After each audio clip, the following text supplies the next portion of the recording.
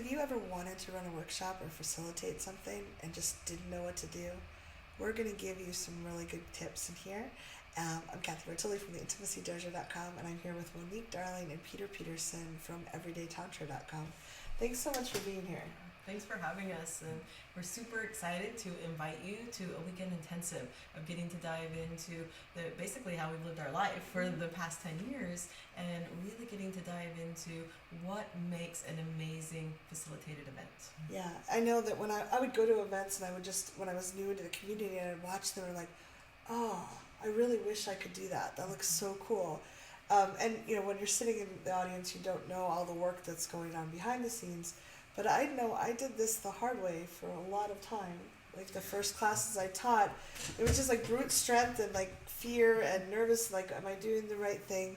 So we have, well, between all of us, I think thousands of workshops that we've experienced of different varieties, and from Qigong, and we've done dance as well, play parties, cuddle parties, energy sex, pujas. Yeah. I teach marketing as well, so and you do too. So like we have this breadth of different experiences, and one thing we found is there's a commonality to it. So there's an actual toolbox that we use over and over again to generate workshops and facilitate them in a way that's really easy. In fact, Monique and I had never taught a workshop before, a particular workshop. We posted it. We knew that we could teach on it. We had the topic. Neither of us could have taught by ourselves. Yes.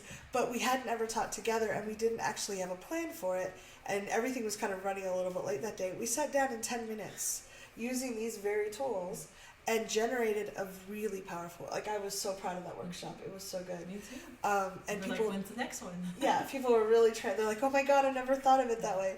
So we're going to show you those tools so that you can have a framework. We're calling it the Facilitator Toolbox Intensive, where you actually leave with these toolboxes that you can build the things you want to create really easily without all the fear and worry as you go forward. Can I ask you a question? Yeah. What is the difference between the workshop you guys just facilitated the other day and a workshop you did earlier in your career where you said it was really hard and I was having so much trouble? Yeah. Like, can you explain the dichotomy between the two different types of workshops that you've done? Well, part of it, there was a whole bunch of perfectionism, but I also didn't know what people needed so well. Like, I was guessing, and part of it's experience, you learn it, but we're going to distill our experience so you can walk in with that. I didn't know how to warm up the room back then. I didn't know how to anchor the ideas. I didn't know when to give them a break and how to get them back from breaks. I didn't know how to mix intellectual thoughts and experiential things, which you're so amazing at, Monique. I didn't know how to blend that with like some physical movement like you do so well, because that really helps the body calm down. I was really smart on how trauma works and how the brain can be afraid, but I didn't know how to integrate that in a way so that whether I was teaching an hour event or a 5-day event, to keep people engaged, inspired, and flowing along that versus like, here's all the information. I would get so nervous. I would over-prepare.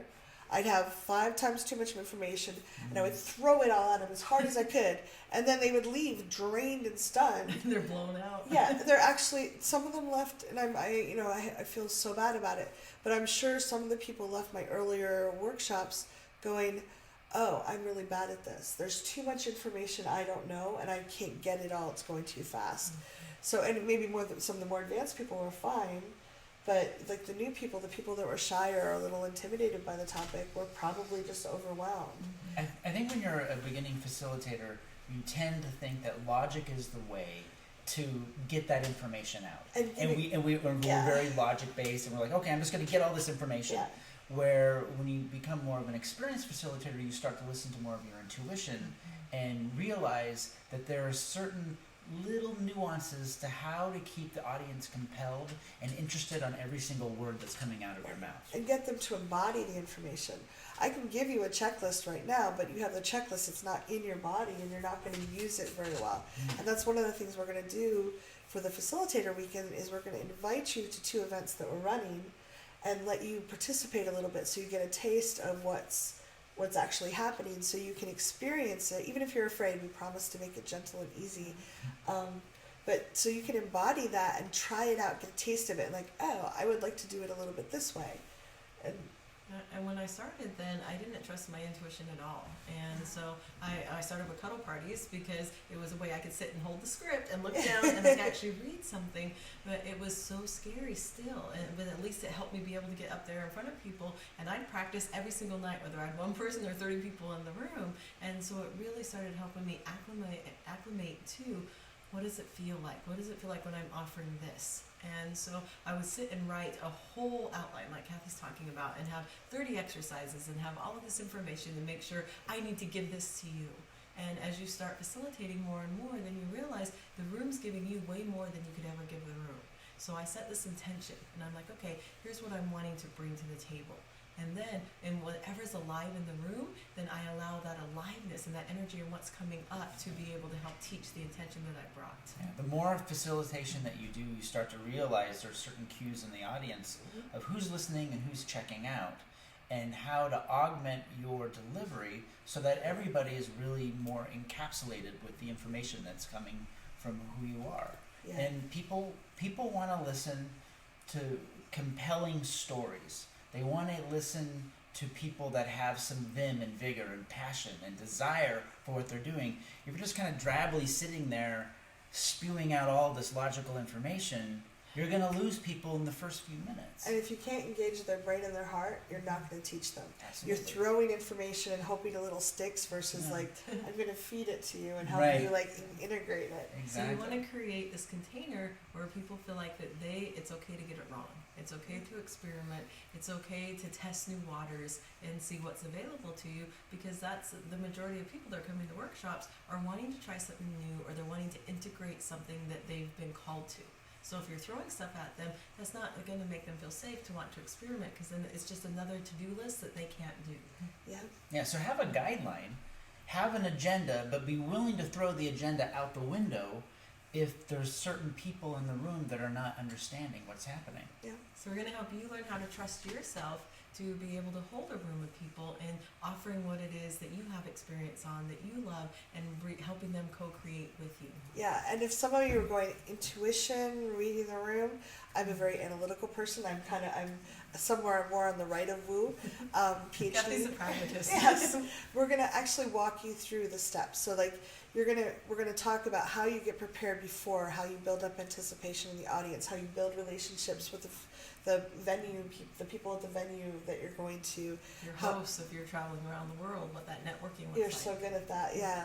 And then just bringing people in and like, how do you get them in the room so that they feel comfortable? How do you start the event? How do you give them breaks so they actually come back? We'll walk you through all the steps, including self-care afterwards, and how you can follow up so you can engage more deeply. Even engineers and scientists have intuition. Well, I do agree. But I know some people that want to facilitate may not be like, they may actually use their intuition and notice energy, but that's not They their don't follow focus. that. Yes. And that's one thing I love about how we teach together is we have that balance. We all speak the language of pragmatic and intuition and experiential and logical.